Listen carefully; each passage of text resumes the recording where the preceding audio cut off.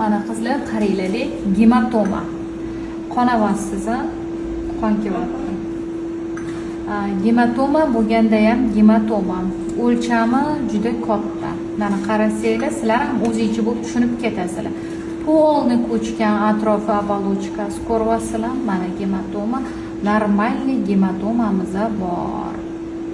Ayolimiz yuribdilar gematomalarga mana e'tiborsiz bo'lib, pastelniy rejim qilmaganlar, yotganda yotaman deyaptilar, yotmaganda yotmayman deyaptilar. Qizlar, hazillashmaymiz. Butun dunyoda gematomani lecheniyasi bu pastelniy rejim hisoblanadi. Ya'ni faqat yotish kerak. Hozir aytib o'tdim sizlarga.